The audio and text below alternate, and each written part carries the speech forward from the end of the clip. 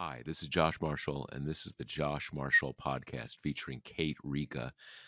We've got a couple big news stories that we're going to talk about this week. We'll probably get to various ancillary stories from those big news stories, but I wanted to start this episode by telling you about some TPM stuff. We have been telling you I think we've told you a few times in the last few episodes. We've also mentioned it on the website that we've been running our March membership drive, which we do every year. And this year we set a really high goal of signing up 2,500 new members. And just to give you some context, that is if we get that, that's increasing our membership by like 7.5%.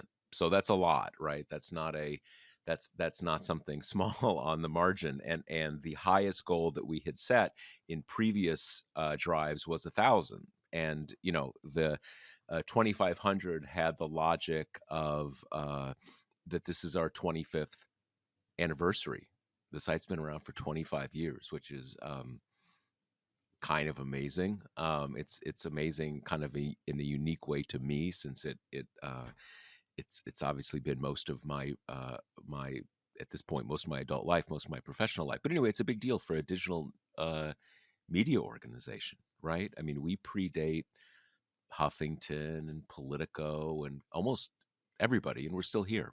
And we are still we're not a shell of our former selves, and we're very grateful about that, and we're grateful to you about that. But 2,500 is a big deal, and we sort of locked ourselves in because of the logic of 25, but we made it. Last week we I can't remember which day exactly, maybe it was the beginning of this week, but we have signed up 2,500 new members. So the drive continues. If you're not a member, please consider joining us. It's a great thing to do. It's a great way to support us, and I think our team is worth supporting.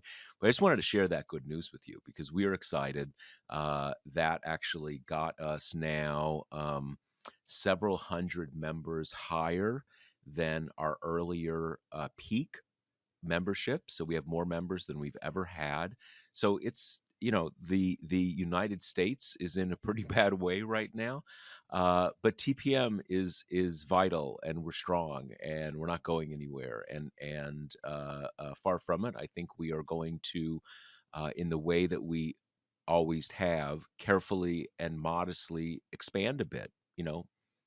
Add a person or two to the team, and at our small scale, that's a big deal. So good news for our community, for us, and thank you.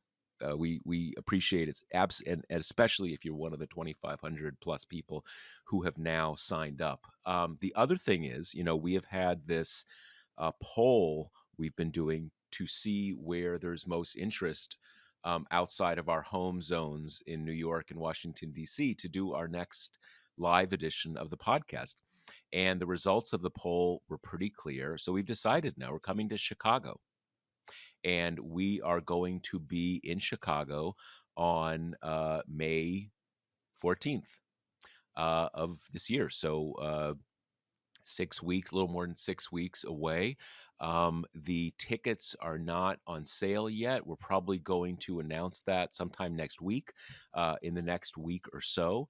So if you are in Chicago, and obviously, you know, relative to the distances it takes to come to New York or Washington, D.C., there are other big metropolitan areas around Chicago. If you're from the greater Chicago area, sort of Great Lakes, but especially if you're in Chicago, we're excited to see you.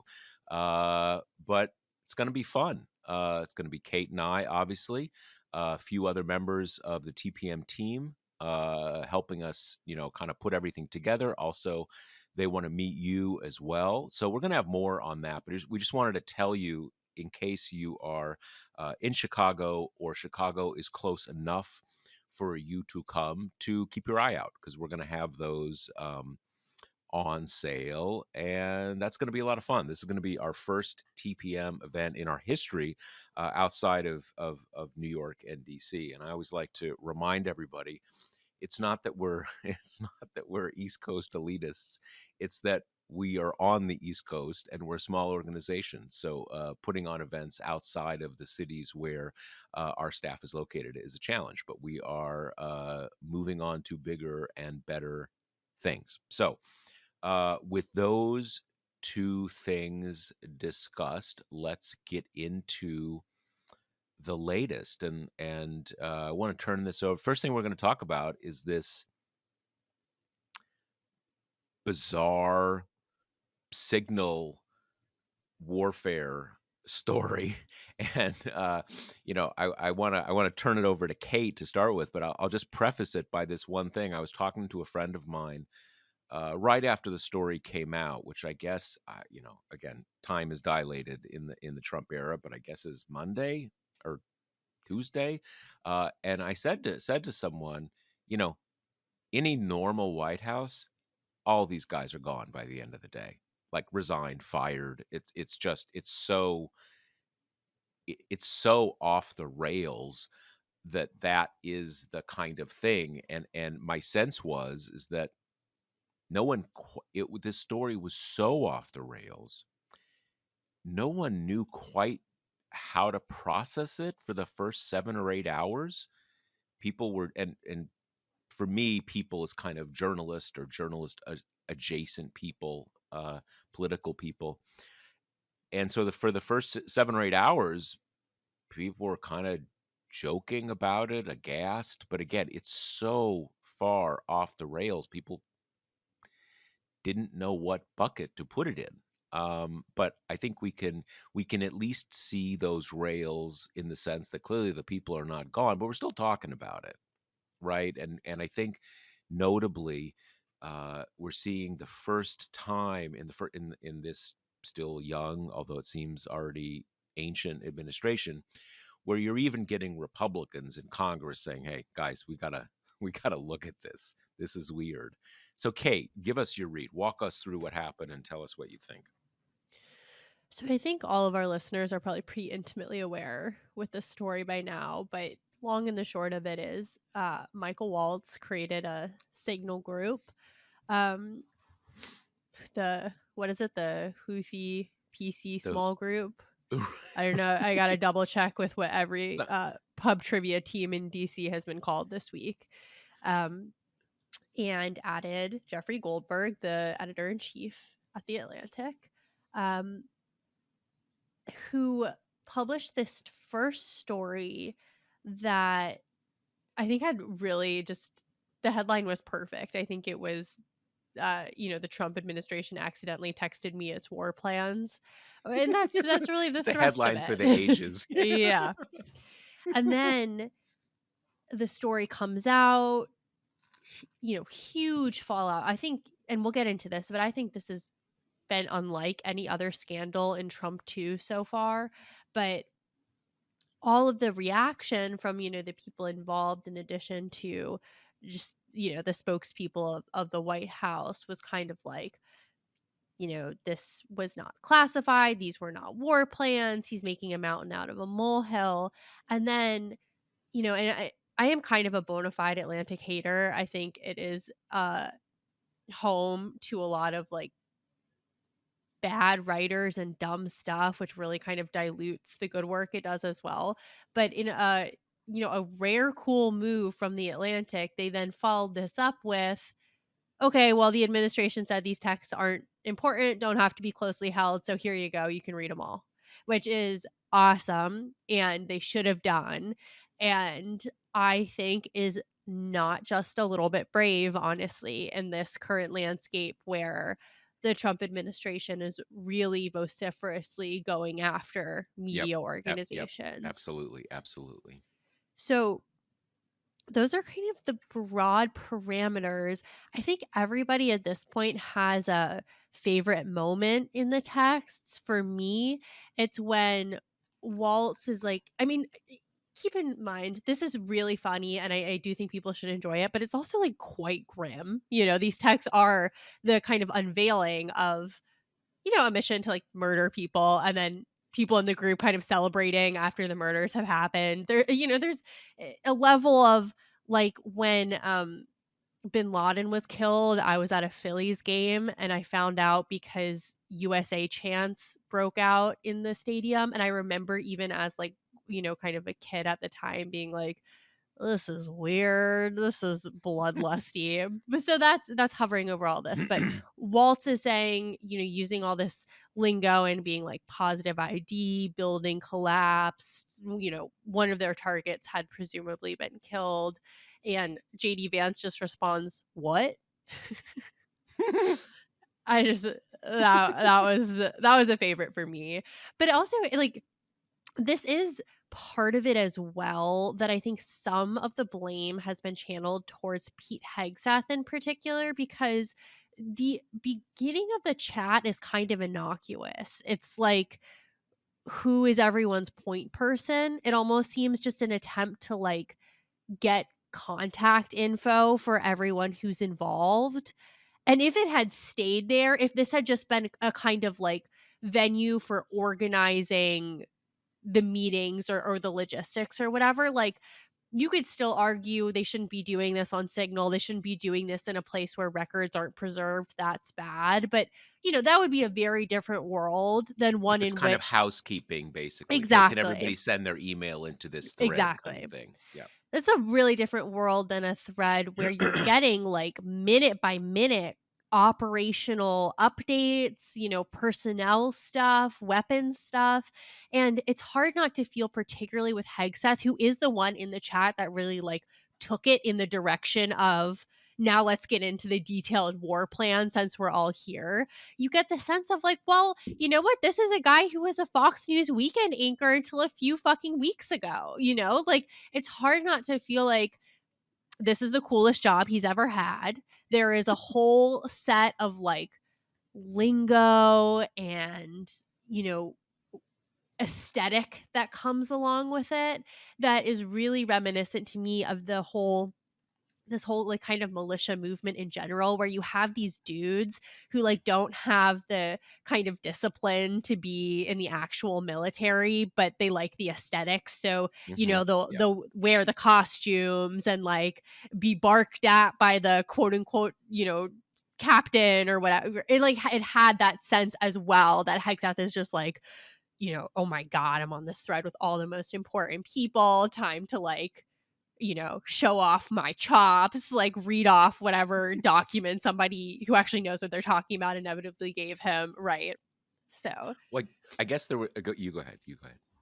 no. The only other thing I was going to add is the other point of comedy. I think is the like conservative aesthetic that shoots through it, which I think has been come to be summed up in Waltz's emoji reaction of like fist emoji, American flag emoji, fire emoji, and a very like a lot of like prayer emoji reactions of like we pray for our brave warriors, that kind of thing. Yeah, I mean, there's so many levels of this that in some ways when you were mentioning when they get into the moment to moment reports from what is happening, which is obviously something that is possible in modern warfare. Well, possible in modern warfare and possible in US modern warfare when you have you have camera surveillance of these operations and stuff like that, so you can be literally or figuratively in the situation room saying bombs in, ceiling, roof collapsed, you're watching it.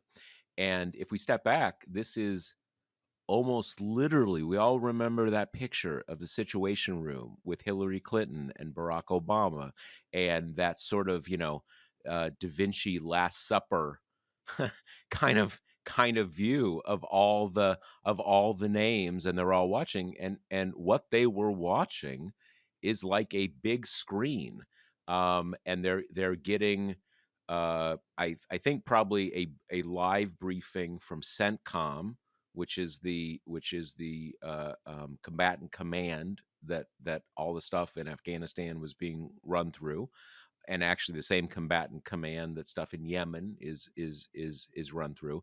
And they're also getting, although we don't know all the specifics, sometimes that is going over to a screen that is literally showing what the commandos on the ground are doing. And we step back and we say, "That's literally what was happening here, except over a Signal chat," right? And, with what was happening, back in, I think it was 2011 when that happened, they're literally in the Situation Room, right? Or, one of those, super secret, literally underground, kind of bunkers where everything is the highest level of security communications the United States can bring to the field. But now we're again literally doing the same thing, albeit on a much less, who knows who these specific guys were. It's very different, but again, over a Signal chat with fist bump emojis. And I think we all again remember from that iconic photo. And that's not, I'm sure there were moments after that photo where some of them were saying, "Fuck, we did it." Right? I mean, people are human. Um, but there certainly was in that photo a sense of we are tense and we are in the center of history and we're killing a bunch of people, and this is big stuff, and not kind of, as you said, in those comments there is like, are we in a Twitter thread here? Are we kind of like, boo yeah, and like, fuck that, it does sound like, um I think one of the other dimensions of that, it sounds like Hegseth is like that. But it's also not like Hegseth is there with a bunch of very serious people. They're all kind of there as imposters and clowns. Most half of them all trying to impress each other. It's a weird thing, and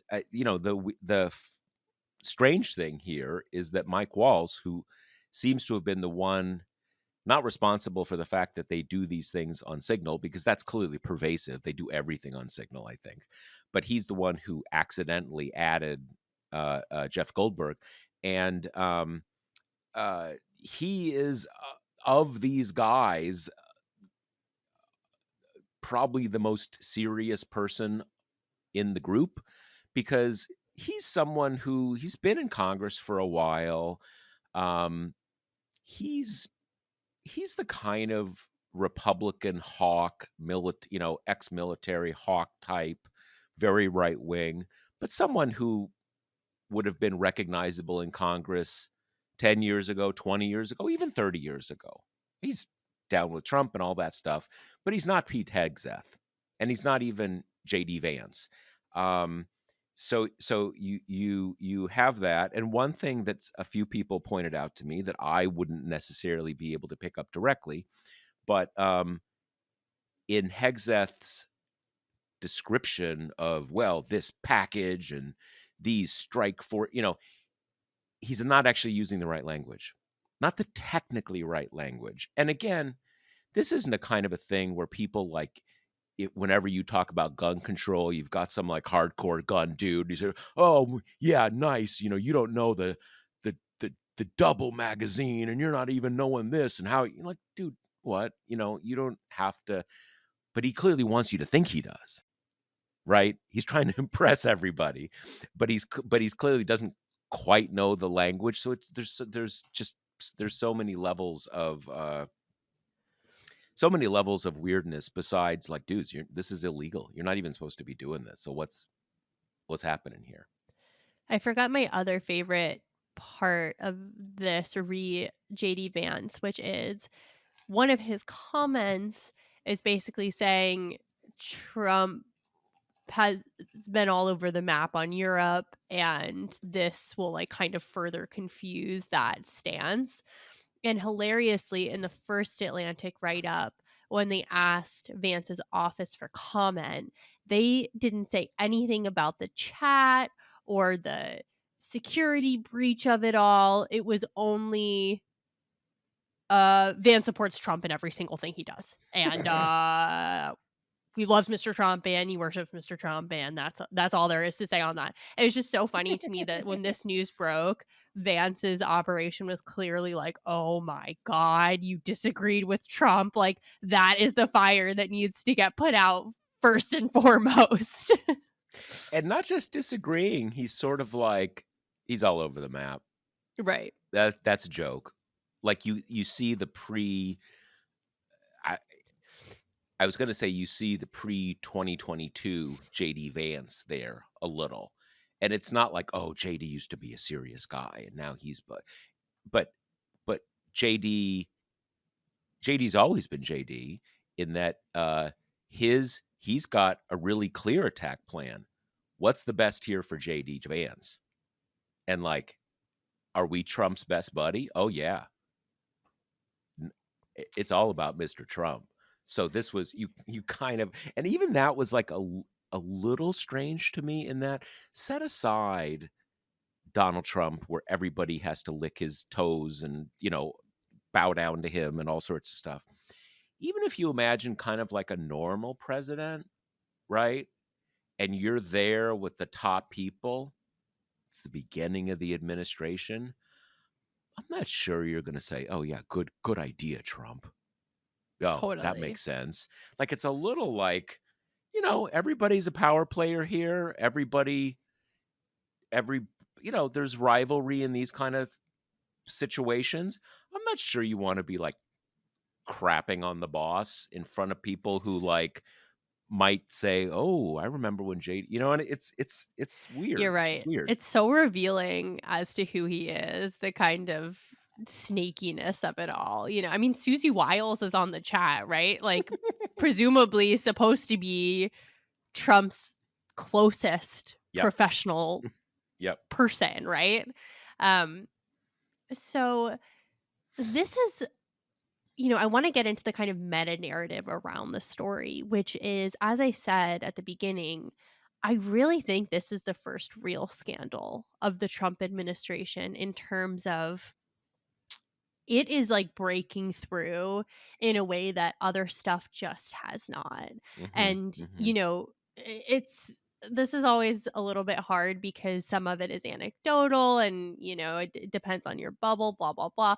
But I have had some, like, you know, quote unquote recession indicators, like breakthrough indicators in the Mhm. form of my little Gen Z sister like sent me a TikTok about it that had racked up like a gajillion views. Like Pete Buttigieg did some kind of direct to camera response that had like 10 million views on TikTok or something.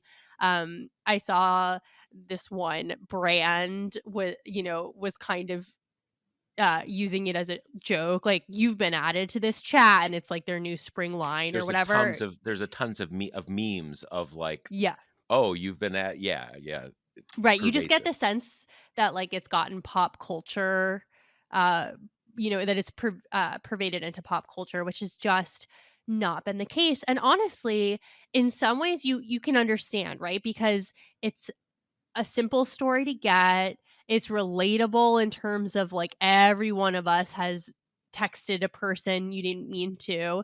It's so stupid. It's like the biggest I mean, it's hard to think of a sillier, more ridiculous mistake to make than adding a journalist into this chat and just not noticing, right? And Um, it's also not like there's 1,000 people on the list. right, How could you ever see it? There's, like, right, a dozen? Like, do you right. just eyeball it? And then on top of all of that, you have their reaction, which has just honestly not been what I expected. I thought we were going to get a full-throated kind of and they did this a little bit, but like, this guy is some radical batshit journalist and The Atlantic is some elitist deranged Trump hater organization and whatever, but they didn't do that. Like the first kind of reaction from the entities here was like that appears to be a real text chain, we're like kind of like basically what a normal administration would say, yeah, that is what that is. And then there was a little bit of like, oh, he's a radical journalist, but that stuff petered out pretty quickly. And then they started trying to do like, no, it's not a war plan, it's an attack plan, right? No, it's not classified information, which then, because, as I said up top, that prompted the Atlantic to kind of call the bluff and be like, okay, cool, here are the texts, ended up just both extending the news cycle and making the situation a lot worse for them. Well, it's like daring them, "Go ahead and throw the gasoline on the fire," and they're like, "Cool, here it is." Just Right. and they they did they did make a bit of an attempt of he's a Trump hater and Trump saying or someone saying, "Oh yeah, Atlantic's going out of business." And here it goes back to I think something you said before, which is I have a slightly different view of the Atlantic, but I totally get what you're saying. There's a lot of really good stuff in the Atlantic, but there's also, and sorry to my Atlantic friends, there's a decent amount of stuff that certainly relative to other journalists makes clear sort of as a meta text, we are better than you. We're better than, we're the Atlantic. We are better than you, right? There's, which I think is what you were kind of alluding to at the beginning. Mm, Is let that me be clear. framing? Yeah, I think the Atlantic is wildly uneven, and I think they play host to some not that smart writers. And so they end up putting the Atlantic's imprimatur on, you know, sometimes damaging ideas. I mean, I think it's in you can put it in a tier with like the New York Times opinion pages, which is yeah, that I agree with that. in I in agree their with that. search for kind of balance and centrism, that Hmm. means taking on a lot of kind of like stupid right-wing laundering stuff that I take issue with. Yeah, no, that makes sense to me, and for me at least, part of it is a lot of the stuff they do is very good. Is Same with New very York high. Times. Yeah, That's why I yeah, think very, it's worse to dilute yeah. the brand. Yeah, no, I agree with that, and but for the purposes of this conversation, or from in terms of I see it, that the Atlantic is an extremely wired, in the old sense of the word, publication in Washington D.C. and in the not in the Trump elite version of the elites, but the actual American elite power influence. Um, it's also owned by Laureen Powell Jobs, Steve Jobs' widow. It's not going out of business until she decides it's going. So this idea that it's all this kind of stuff, they tried, but everybody, even people in Trump world, know, like, dude, no, give it up. And I know Jeff a little. Um, Jeff is not some wild liberal. He's not, I don't think he likes Trump, but all those things, both in reality and in the pseudo reality that is more important than reality, those things just are absurd. And no one buys it, especially in a case like this where this isn't like, because the Atlantic also does this sometimes, where they'll do kind of an extended opinion piece saying, here's what we think, here's the new reality. This isn't any of that. The screen cap, you could have just piled the screen caps into an article and just say, dude, here it is. It speaks for itself. That's also a less flattering, um, part of why I think this story went viral is the screen grabs, like the visual element, being able to see the text like that, Hmm. which is, like, worrying because some really important stories don't have, like, a fun visual gag to make the Hmm. article more enjoyable to read, but I definitely think the kind of seeing them in their own words and, the differently colored profiles, and Hegseth has a picture attached to his account. Like, that's definitely kind of part of it. But another piece of this is you have your first breakthrough scandal, right? And so the question becomes, what do Democrats do with this? Because what Republicans are going to do is obvious, right? They're going to try to minimize it, hand wave it away, do some kind of like, oh, well, you're seeing, our top minds at work. What a privilege kind of thing. Um, and then try to turn the page, try to move the focus onto something else. And our big theme this term has been Democrats kind of missing the moment or not being brave enough to meet the moment. And early days, right? The story only came out a few days ago, but I would say so far, Democrats are trying Mhm. to be better than they have been. And that's looked like jokey stuff, right? Like taking the emojis and like um using them in tweets or small group jokes, trying to like hop aboard the kind of pop culture bandwagon piece. As you mentioned at the beginning, Josh, you have some Senate Republicans actually like doing their jobs for the first time this term and being like, no, this is really bad and this should be looked into. So you have Jack Reed kind of signing on with Roger Wicker to say, we need an IG to do an investigation of this quickly. Just before we started recording, a group of like, I think 16 or so Senate Democrats released kind of a bunch of letters to the Republican chairs saying that they should have sprawling hearings on this, and then they want X, Y, and Z Trump official to be there and testify.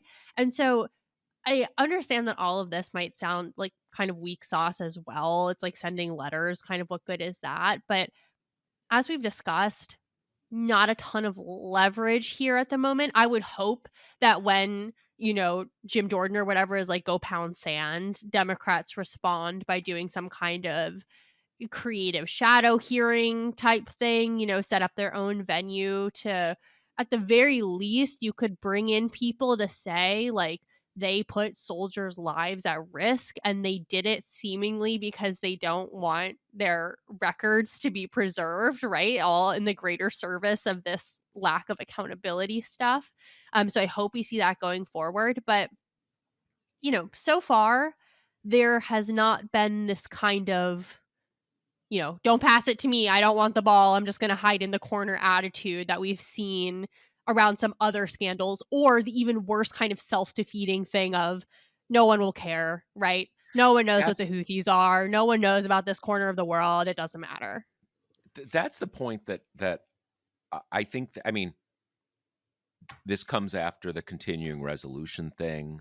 That obviously was extremely bruising for the Democrats on many levels. And they at least, I don't know if they're going to respond, I don't know if they're going to respond differently, but I can guarantee you, and Kate would be able to guarantee it more, every Democrat in DC knows they're bruised right now. Again, whether they're going to respond differently, I don't know, but they are, the Mike Tyson line, everybody's got a plan until you get punched in the face. They feel that they got punched in the face.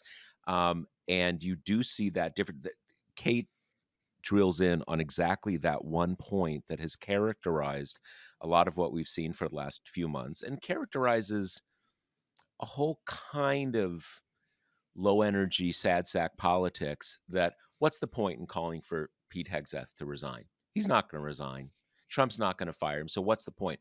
Well, there actually is a point because it you need to say this dude should resign. This dude should actually be investigated and possibly prosecuted because anybody else would be certainly any mid-rank officer or enlisted person, I guarantee you would be prosecuted, would get a dishonorable discharge. It would be a big deal. Like if you're like in Afghanistan and Iraq and you're like open a signal chat to tell the guys in the helicopters go in, dude, you're gone. There that just no way. That is a if that is found out, That is a big, big deal. So you have to say, actually, you should resign and do these things, because otherwise, again, there's always that what's the point? Nothing matters. He's not going to do anything. He's not going to resign. He's probably not going to resign. But by not doing it, you don't communicate to anybody else. In fact, in the real world, you should absolutely resign. And so you end up, without trying to, signaling that it's not a big deal. And and you're right. We have seen that. And part of that, again, part of that, the Schumer thing is a big part of that. But also, just like, it's a it's so crazy that it's hard not to. Um, and it's also, I mean, the one thing I was thinking about when this came out is is this worse than this random billionaire dude and his little flunky guys went over and literally shut down a whole department of the government? They literally, like, took the sign off the building. And this isn't like a strip mall where there's a little neon sign. This is Washington, where you have these big quasi brutalist buildings with metal, big metal letters and everything. They got a crane in there, and they had someone rip out the letters. Is this worse than that? No, it's not actually. That's actually a bigger deal, because that's a whole part of the government, and you can't do that. Like, this is a whole separation of powers, power of the purse thing. But it happened, and most in Washington, most Republicans are sort of like, yeah, good going, Elon. So there is this weirdness, like, so many things have happened that are so off the rails, and this is, more than off the rails, et cetera, et cetera, et cetera. On the other hand, it's what you say, Kate. Everybody knows, I don't know, you're in high school and you're putting together the group chat for the kegger when your parents are out of town. You put grandma in the chat, right? It's a totally, or even more embarrassing things, right? It is a totally early 20th century experience. Everybody gets it. Everybody knows what screen capturing and embarrassing text messages, and so it connects to people, and you sort of know it when you see it, like, yeah, everybody gets this one. You're not going to be able to say it's okay. Which in and of itself should be the constant rebuttal to this democratic self-defeating thing of like normal people don't care about this, because the truth is you don't know, especially if you're in these circles where you're a super high information voter and you haven't missed one single story in the Trump administration. It all seems really important. The stuff seems awful and scary, and it's really perplexing why it's not bothering other people. I don't think Democrats have a good perspective to be able to predict what will break Yeah, through or not, right? So, yeah. this is kind of a good anecdote there too, that it's better to kind of try and have things not permeate than just write it off ahead of time. Because now, we're almost closing in on a week where this has been the biggest news in town. I mean, that's a And long time for the it Trump doesn't news seem like it's cycle. ebbing at all. It doesn't. Right. If any, it's at least continuing. It may be building, and it is one of these things where there are, at least in my perception, it's one of these stories where each day there's a different layer of it. And I think, at least in my perception, what kind of, broke through to me, it was only yesterday when people started zero, and some of this is because it was the next day, or 2 days later, when they released basically the whole, not everything, but a lot of the conversation, when people started focusing on, this is the first time we are getting a totally unvarnished view of who is who in this administration and how things are actually happening. Um, and that's a whole new, no one was talking about that on day one or day two. Um, One thing that immediately jumped out to me, even on the basis of the very limited stuff in the first story, was, Where's Trump? Like it's very normal, even how you want it to be. President shouldn't be involved, frankly, in initial stages of things. The president assigns the basic strategy, and then there are these whole interagency processes and PC. Um, those are principles. You know, on a in a war context, you get together the Secretary of Defense, the National Security Advisor, the head of the CIA. They work it all out, and then you bring it pretty much all packaged together. Say, here's what we think makes sense, and the president says, do it, or I need to see more. Um, so conversations like this happen sort of pre-president, but there's just a kind of a feel to the conversation that he's not in the mix really, and you kind of see things that happen in the actual moments where it's not the president saying, all right, it's a go, man, let's do it. Like, I've seen enough, I'm pulling the trigger. The other people are pulling the trigger. So that's one part of it, that Trump is just not in the mix, kind of. And there are other parts of this. I don't know. You get the stuff you mentioned before about uh, um, about JD Vance, right? JD Vance's role here is a little odd. And where's the chairman of the Joint Chiefs?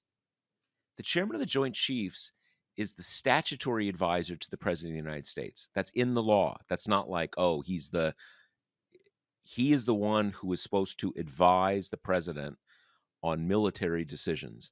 Um, he you'd expect him to be on this list. It's not like necessarily illegal, but it's not just a norm. Again, there's statutory stuff involved there, and you've got Pete Hegseth, kind of what you'd expect, just kind of a bro show, kind of like that kind of stuff. So I say this because this is one of the reasons why the story won't die. There's so to put it in hoity-toity terms, it is on the metaphoric level, it is a very complex text, right? There is a lot in there, and you keep seeing more each iteration of the news cycle. Yeah, we have to move on, but I wanted to say before we do that, I have one friend who works at DoD, and her job entails like talking to people in foreign countries, and so um you kind of have to use WhatsApp for that, Hmm. because otherwise, whatever, carrier fees, international, blah, blah, blah. And she had to do like a multi-day training to use the app. She has to take screenshots of all her conversations in it and forward it from her DoD email to make sure that it's preserved, and do little like write ups of calls that she has to make sure all of that is preserved, and was like really furious that she had to spend so much time doing these procedures when this story came out. But, it's like the records preservation part of this is not what's going to get, people's hearts thumping. But like, this is fundamentally not just because they're stupid, it's also because they're seeking to dodge accountability both in the moment and in the future. That's kind of the point of preserving records, even those that are not publicly available in the moment, is so Hmm. in the future administrations or historians, when they go public or whatever, can like make sense of the decisions that were made, and where things worked and where things broke down. That's important stuff, and they're just not even pretending like that's an obligation they intend to follow. Yeah, I know we have to move on. Just want to make sort of amplify one of those points. I'm a former historian. I have a soft spot for, historians 50 years from now. That's one thing, not maybe in the moment our biggest concern, but it's a real one. There is the accountability one, which is, as you say, this is how you do bribes. This is how you go to another country and say, "Hey, you know, we we can't, we can't take Kate out ourselves, but maybe you, foreign leader, maybe you can, take out Kate for us," right? I mean, there's a lot of bad shit that can go down in this context. But the other one is just that the US government, even 6 months from now, needs to know what it did. Something comes up and you're talking to your friend who's talking to someone in another country. The US government needs to know what it did. That is the most immediate reason, the most, not future historians, not current prosecutions, but just think of it, the US government is an entity. As we do, we need to know what we did yesterday, and we need to have some idea what we did a month ago, right? So it's a big deal on so many different levels, not just on these kind of resistancy, catch them doing the next Jamal Khashoggi thing, or what about the historians in 2250. Just in this immediate sense, you can't run a government that way. You have to know what you did the day before and the month before. So next topic, bigger and better there. Yeah, so speaking of kind of dodging accountability, to take the tone down a little bit, we have been covering this case about this use of the um, Enemy Aliens Act to, we've been using the word deport, but I don't really love it because that has kind of a meaning. And this is like, I don't know, an expulsion or something of these Venezuelan men vaguely suspected, and I put suspected in heavy quotes, of being gang members, based on, as far as we can tell, evidence as little as the fact that they have tattoos, right?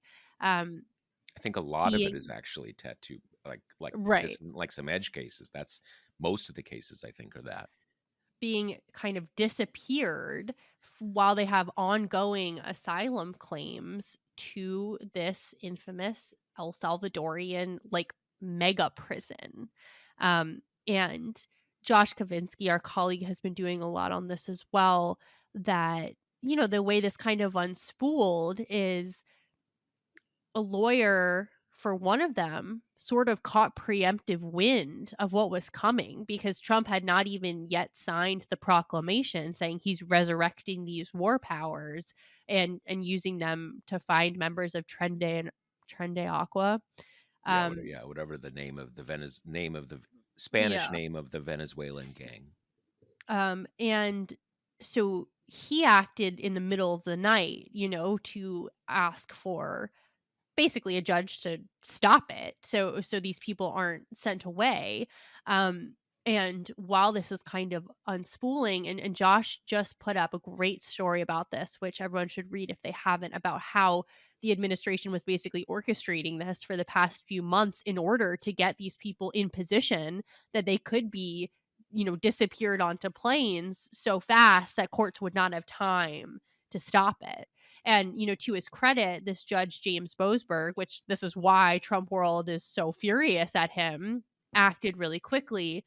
But not before, a couple plane loads had arrived there of people who were given no due process, much less been presented with any actual evidence. Some of them said that they were seeking asylum because of gang violence, right? So this is it's hard because there's such a maelstrom of kind of the unlawful, unconstitutional wrecking ballness of the whole Trump administration. But this one is so horrifying, because it's also so clearly a test balloon in terms of, dipping a toe into the water to see how people react to, like, quote unquote illegal gang members being kind of tossed without due process, because you really get the sense that if there's no outcry, they're gonna be like, "Alrighty then," and then we move up to kind of what they're doing with PhD students, like green card holders, right? They're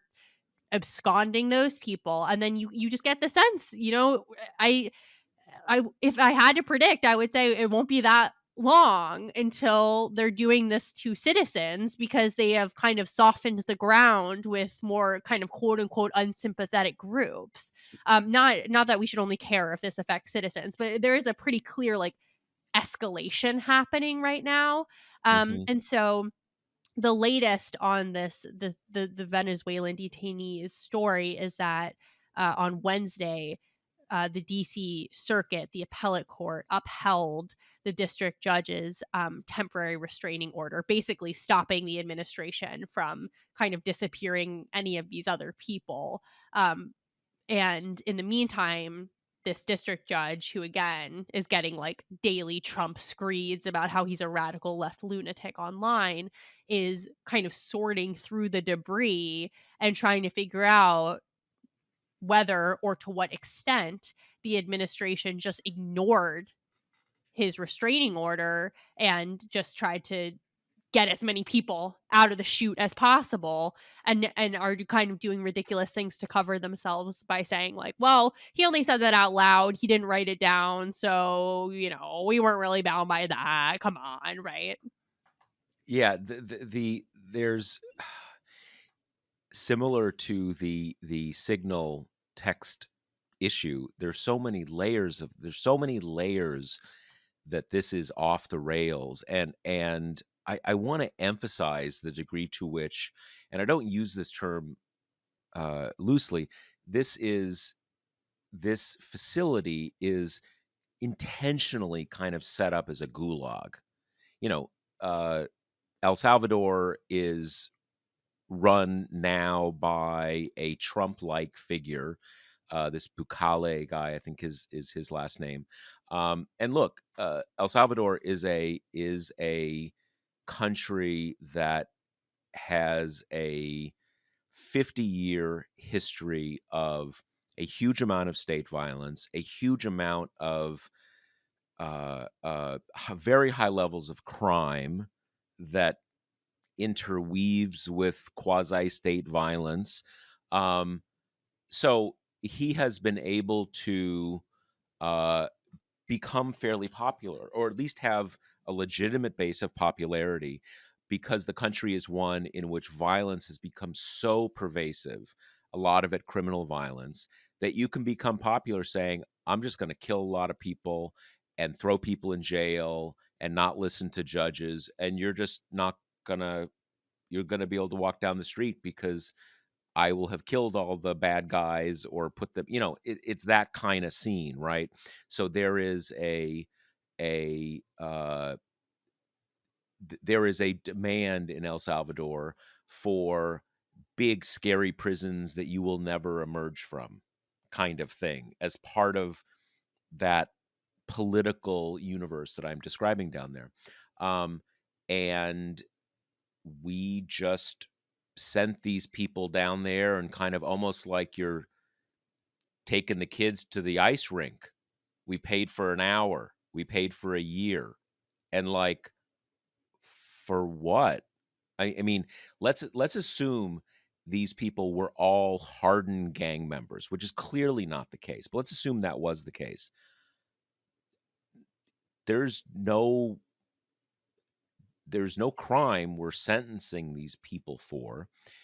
The US government, certainly if people are undocumented, but even I think if people are on visas or even green cards, if someone says this is a criminal who's done all these, this is a dangerous person, you go before a judge and say this person should not be in the United States, and you expel them. That is uh there's a way to do that, and that is legitimate, certainly if you go through a process. And you don't there's no reason the US is not helped by having hardened criminals in this country. Um, that doesn't mean you can send them to a third country and imprison them for what? What are we? I mean, there's no even explanation there. Let alone like, can you legally do that? And clearly they're doing that, because if you try to do habeas corpus, the U.S. government says they're in El Salvador. What do you, you know, uh, what do you, we don't have them. I mean, this is one of these basic things with how the law works, how habeas corpus works. You can go to the government and say, "You've got a person. We need to see them. You have to produce them."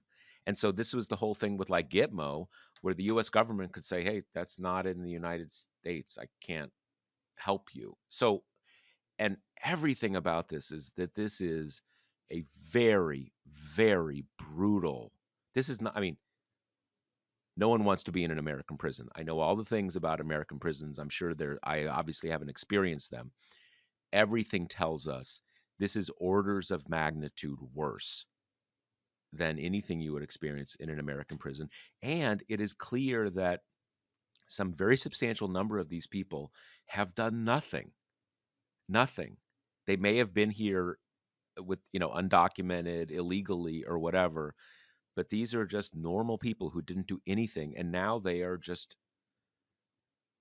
sent into a gulag that you never emerge from. It's terrifying. It's terrifying. And at least some of them who are undocumented were mid making asylum claims, right? They were doing everything you're supposed to do, meeting with federal officers, coming to the appointments. Like, that is the way you're supposed to do it. I think a lot of them were in that category. They weren't here like kind of like just undocumented and you don't know, I Right. my that they've canceled it now, I believe. But I forget the term of it, but the US has a system where it can basically say, okay, everybody from this country, it's too scary now to go. Scary is the wrong way to put it. It's too dangerous now to be in that country. So we're kind of saying you can stay for a year or 2 years. There was one of those for Venezuela. So a lot of these people were under that. So even in the basic sense of being undocumented, like you're kind of, I think most of them were not in that category. They had some sort of, I, I don't want to get too much into technicalities because I'll use the wrong words. They had some legal permission to be here, and the argument the U.S. is making as well, they had this permission, but we found out they were terrible gang members, so we had to do this. So that part is not even uncommon that the government knew. That's how they were able to find them because the Right. U.S. government knew where they were. The thing that struck me so much after, I've listened to some of these hearings. Josh Kavinsky is kind of on vacation, so I took over for him a bit. But what struck me is how little the immigrants and their lawyers are asking. Like, executive power in the realm of immigration is vast. We, and Congress in particular, has outsourced a ton of it to the executive, and which was already always like the most muscular in kind of these foreign affairs type Hmm. realms. So the judges, were kind of saying while they're questioning the DOJ's people, you're saying this is a massive security risk, right? Like, that's how the DOJ was portraying their argument that there can't be a temporary restraining order. The idea that every day that the president is not allowed to do this, America is at risk. And the judges would be like, well, no one, including the immigrants, was fighting being detained in Right. US custody. That's what they're actually asking for, right? I mean, we have like holding facilities where they could detain these people while you're waiting to give them a hearing. And All of and that. those are plenty brutal enough. Exactly. I mean, those are the crumbs that they're asking for. They are just Yeah. asking for an opportunity to, well, I mean, the burden is on the government in this case, but to show that they're not gang members. That's all they're asking for. Yeah. And not to mention that, this is all happening again under this Alien Enemies Act, this old, war power that hasn't been used since World War 1798. Yeah. II. Yeah. But there are all of these other immigration statutes that do let you deport, quote unquote criminals or people who kind of break the terms of whatever kind of residency they're under. And that is what I think is so chilling about this, is that the toolkit Trump has to expel immigrants is so vast. Like, Yeah. if they really want to be the most punishing, brutal kind of anti-immigrant administration there's ever been, they can do that. They have the tools to do that legally. But they were so bothered by having to wait for going through these immigration courts and kind of letting it play out, that they're like, "No, fuck that. We're going to just disappear likely innocent people overnight, but because they're, brown-skinned men, we'll just kind of call them gang members and trust that everyone is okay with that." Yeah, I think, I mean, one other thing I think is important to mention here is that the stuff goes back to the 1798 law, and that law has that package of laws has always been seen as very constitutionally suspect. And it actually led to a big political crisis when they were passed. But the key thing to remember there is, at least the concept is, you're at war and nationals of the war country. So imagine a situation we are in, we are at war with Brazil, and imagine it's a serious contest, right? And there's fighting in both countries and whatever. That the law says, look, the president has the ability to say, hey, this is a Brazilian who is part of who is a national of the country we're fighting for. In that situation, fighting with, in that situation, the president needs the ability to get those people and deport them from the country because they threaten the country. Now, there's there's a lot of questions whether that is an okay law, but you can see the logic.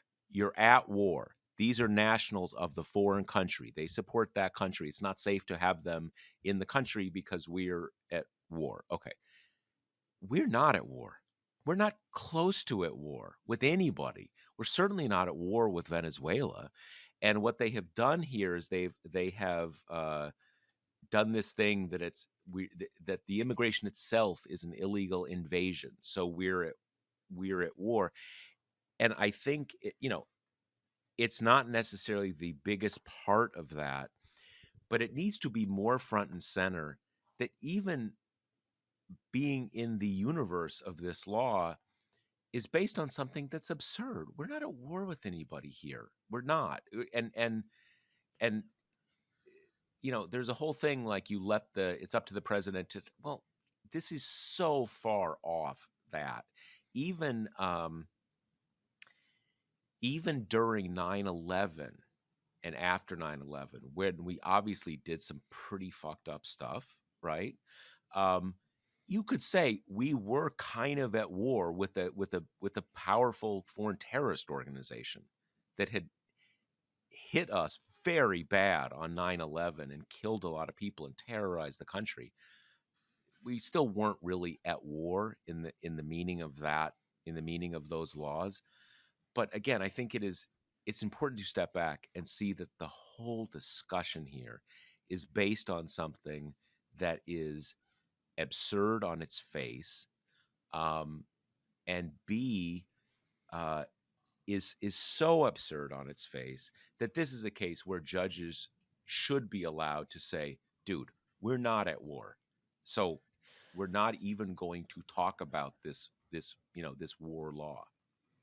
Which that was a pretty big part of the DC Circuit ruling that came down yesterday, which was this 3-judge panel with a Reagan appointee, an Obama appointee, and a Trump appointee. And it was the Reagan and Obama judges in the majority. And in the Reagan one wrote for the majority, and she wrote basically that Trump's argument that he's the only one who kind of gets to decide if it's an invasion, if we're at war or not, is just not it's just not allowed. You can't Yeah. wall yourself off from judicial review and just make this like unilateral political call that now, especially undocumented immigration, which is so clearly far afield from, even as you say, the meaning of invasion in this already pretty suspect statute, is Hmm. just a bridge too far, and that doesn't fall under the president's kind of unilateral powers. So, now things have slowed, the courts did kick in, but again, not before some of these people were sent to El Salvador. And in Josh's recent story about this, the details are chilling. Their lawyers cannot find them. Their families only knew where they were because they were in the background of some of these, like, horrifying Pictures, yeah. propaganda things that the Trump White House is putting out of these poor people. Um, and, what are you left to do? Like, the kicker on Josh's story is that one of them put in a complaint with, like, the UN Human Rights Board of saying basically, "This person has been disappeared by the US government, and we don't know where they are." That's what they're left with. Yeah, and and that's the point, because if someone is in the United States, there's a well, obviously it's not Bureau of Prisons because it's immigration stuff, but still there's an architecture of where's the person. You can at least go into a court and say, where are they?